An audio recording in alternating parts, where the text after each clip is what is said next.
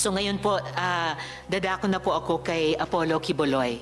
So, Mr. Quiboloy, bibigyan ko po kayo ng pagkakataon na magresponde sa mga akusasyong ito at marami po sila.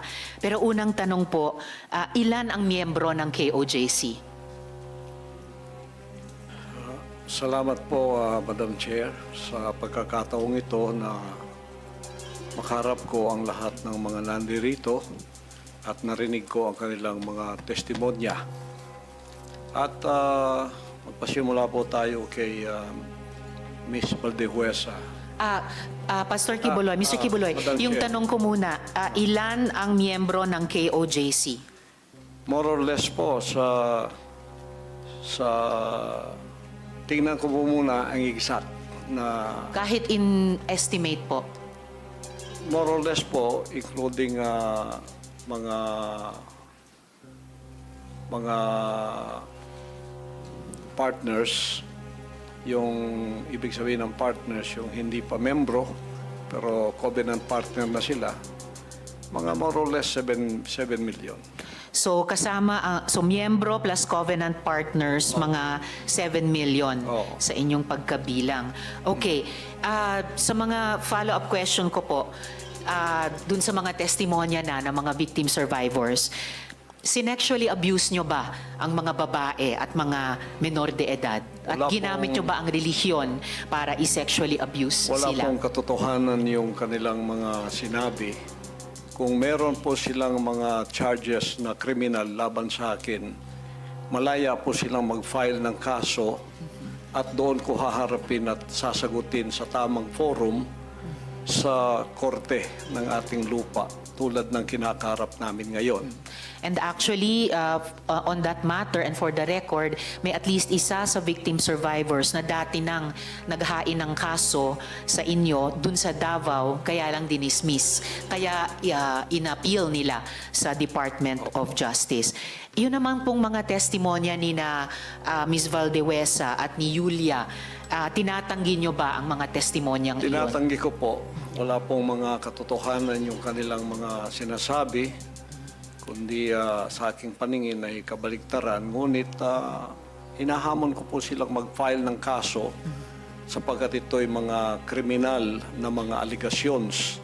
At ito ay para maging fair, ay maghain po sila ng mag-file sila ng kaso laban sa akin o kanino mang kanilang gustong mag-file laban sa mga kingdom na leaders or members because we are under the law of the Republic.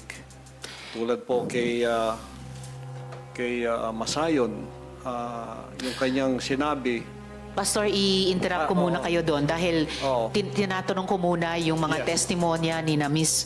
Valdehuesa at ni Sorry Julia. Sorry po. Pinalimos niyo po ba yung mga bata para i-sustain ang operasyon ng KOJC at Wala. para tustusan ang inyong Wala lifestyle? po kaming mga palisiya na magpalimos ang bata. O Pero magpali- walang polisiya man, pinalimos niyo ba sila? Hindi po.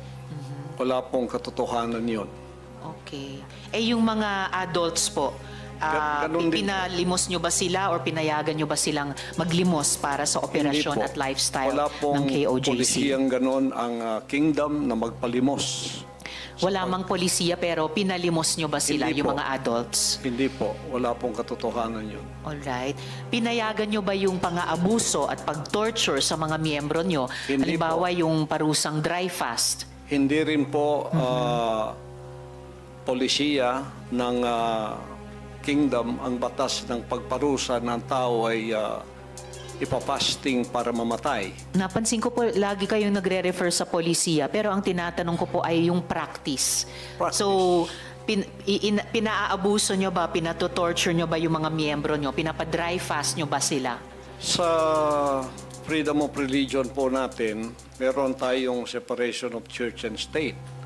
At tulad ng sinabi ko, yung fasting ay voluntary kung tatanggapin mo. Hindi po ipinipilit. Alright. Kayo ba yung nakaisip nung modus na piliting magpakasal yung mga miyembro nyo na hindi naman magkarelasyon para manatili sila sa ibang bansa? Sino pong nakaisip nun, nung modus na yon? Because this is under the the investigation already, I invoke my right to remain silent on this issue. All right. Quickly lang po kay Ate Gingging, yung dry fast po ba, voluntary ba ito? No, for sure. No. All right. Salamat It po. was an instruction. Instruction. So, hindi siya voluntaryo, instruction or utos siya.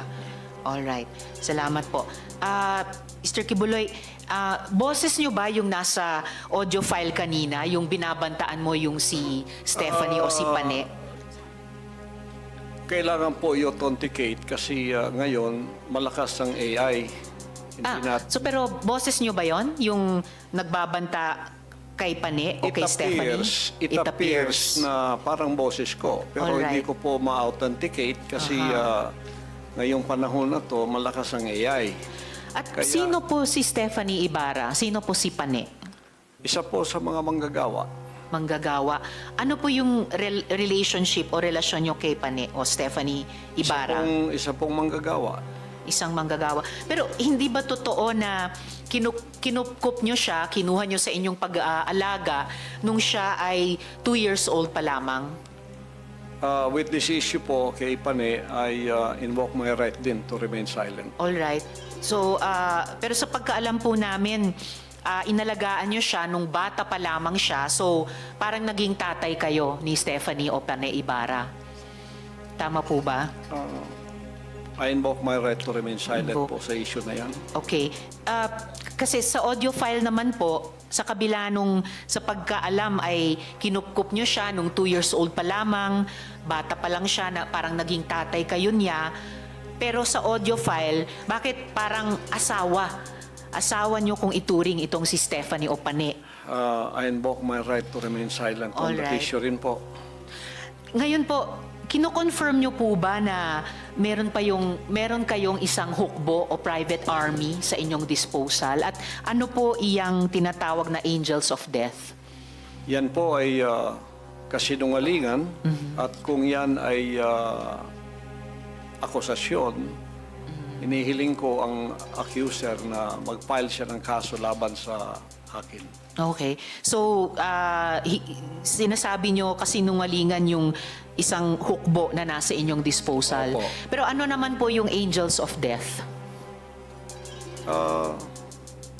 Hindi ko po, imbento po nila yan eh. Imbento lamang.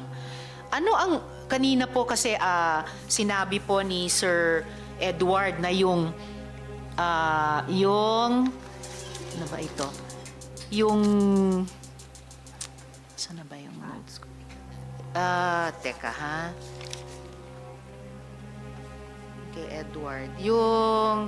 Yung 2nd Metro Davao Signal Battalion ay may kaugnayan sa Task Force Davao. So, ano ang ugnayan kung mayroon ng Angels of Death dun sa DDS o Duterte Death Squad naman? Wala po akong personal knowledge niyan, so I Walang invoke personal my knowledge. right to remain silent on that issue also. All right.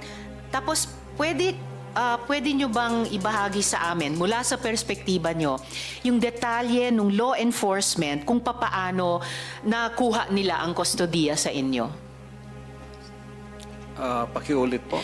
Mula sa inyong pananaw at karanasan, paano pong nakustodiya kayo sa kamay ng gobyerno, ng ating law enforcement With agencies? that issue po, I also invoke my right to remain silent. All right. Sige.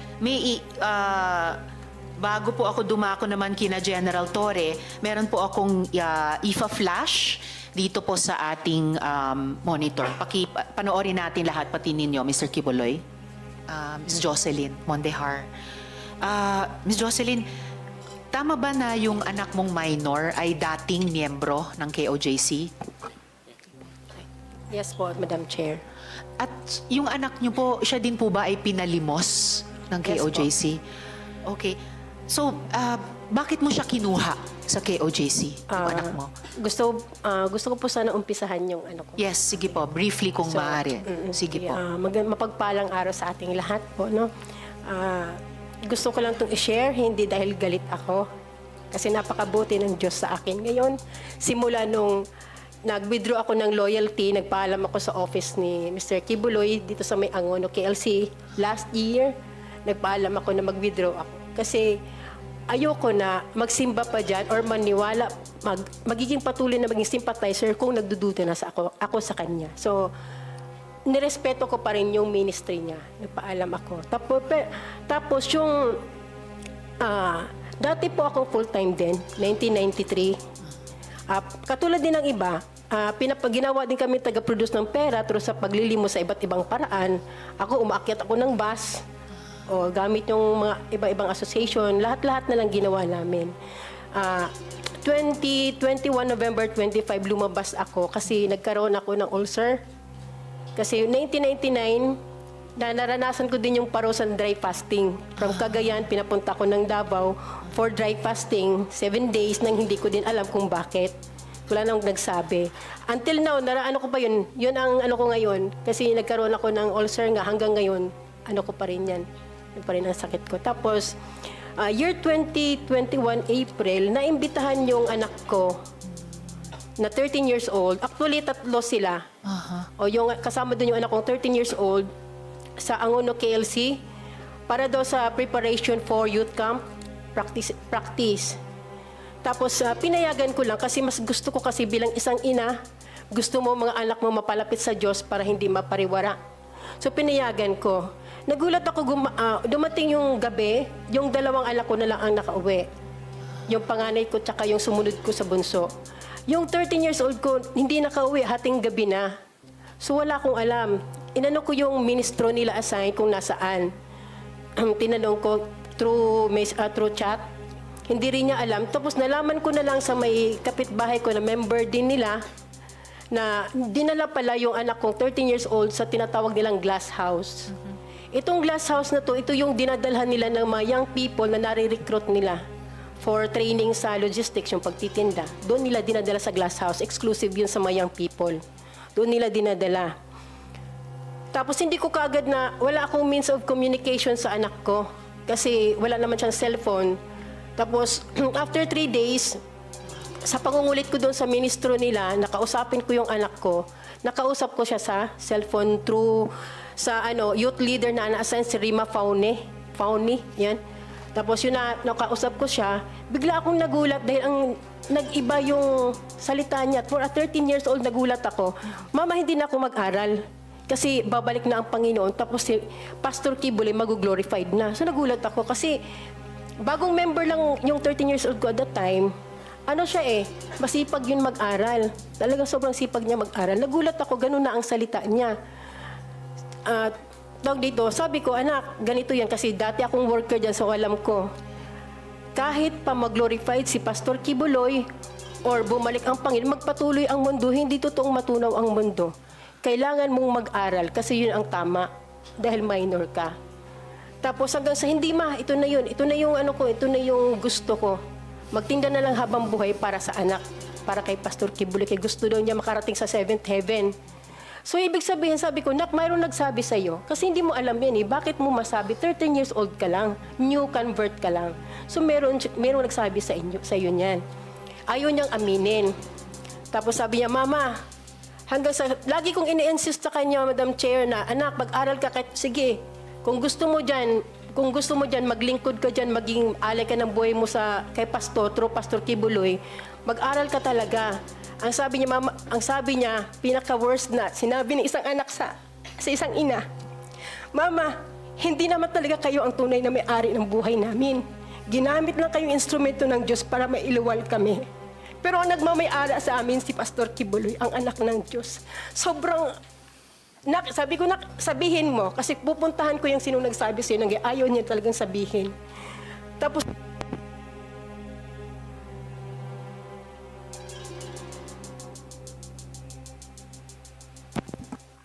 Ayun, okay na. Actually, Miss Jocelyn, talagang, I mean, sa puntong yan talagang napakasakit marinig at nakakabahala sa isang ina. Pero baka senyales din ito na kailangan din natin pagkatapos nyo ngayon marinig si Mr. Quiboloy at marinig sina General Torre bago lalong sumama yung panahon. So, sige. kung maaari ko kayong pasalamatan sa punto pong ito, Ma'am, pwede- pero kung mayroong pang mga tanong, mamaya please stay Ma'am, pwedeng on. last na, inanong ko na lang Sige po, patuloy sige po. po, Ms. Kasi dito po nagpatuloy na siya doon. Tapos dahil sa ano ko na ipag-aralin siya, dito ang pinakamalaking problema, ma'am, dahil pineke nila yung pag-aaral ng anak ko.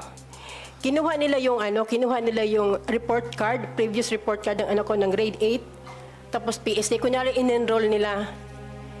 Pero sa isip ko bilang isang ina, paano ang isang bata nakakapag-aral ng mula umaga hanggang gabi, madaling araw, nagtitinda ng otap?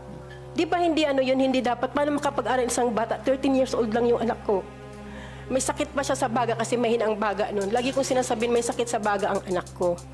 Tapos ma'am, nung time na sinasabi nila na ini-insist ng youth leader na nag-aaral yan te. Ito yung Rima Fauni. Opo. Pati yung dalawa yan sila, ma'am, si Carla Guillermo. Oo. Okay. Tapos ma'am, nagpatulong ako sa teacher niya dati, grade 7. Ma'am, pakitrace kung talagang ba na-enroll ang anak ko. So, sabi ng teacher niya, ma'am, kahit saang school, wala siyang makitang pangalan ng anak mo naka-enroll. Pero sinabi na naka-enroll. Tapos nung time na nalaman ko yun, ma'am, pinagpursige ako. Sabi ko, pupuntahan ko yung hideout nyo kasama ang DSWD at DepEd. May kausap na ako. Siguro sa takot nila, ma'am, ang iskandalo, hinatid nila yung anak ko sa bahay. Ay, So mabuhay pagdating, ma'am, kayo. pagdating nun sa amin na, to make the story short, nakauwi ang anak ko dahil siguro napilitan mabuti. sila. Pag-enroll ko, ma'am, ng grade 9, sinubukan ko i-enroll ulit sa grade 9. Kahit sinasabi nila na na-enroll sa grade 9, sinubukan kong i-enroll sa grade 9 para makita ko kung anong reaksyon ng bata. Kasi kung totoo nag-aral siya, niya ako, mama, hindi. Kasi nag-enroll na ako doon, nag-aral ako. Wala siyang kahit anong reaksyon, ma'am. So, na-confirm ko na hindi talaga siya nag-aral. Tapos isa Salamat, pa, Miss ma'am, Jocelyn. pinatanong ko po sa teacher, pina-interview ko, ma'am, siya sa teacher. Kung nag-aral ka, sino ang teacher mo, kung online man, o sino ang principal mo sa JMC. Yung Ma'am, Jose wala po Maria siyang College. alam. Okay. Wala po siyang alam. Okay. Maraming salamat, Miss Jocelyn, at talagang mabuhay kayo sa pagkuha, no? Yung matagumpay na pagkuha nyo sa anak ninyo. And salamat din sa pagbanggit sa DSW at DepEd dahil mamaya may itatanong din tayong kahit mabilis sa kanila dun sa pag-rehabilitate ng mga bata na kinuha na ng magulang o ng gobyerno sa KOJC kaugnay ng moving forward natin mula sa itong napakarami at matitinding problemang naiimbestigahan natin dito. Maraming salamat,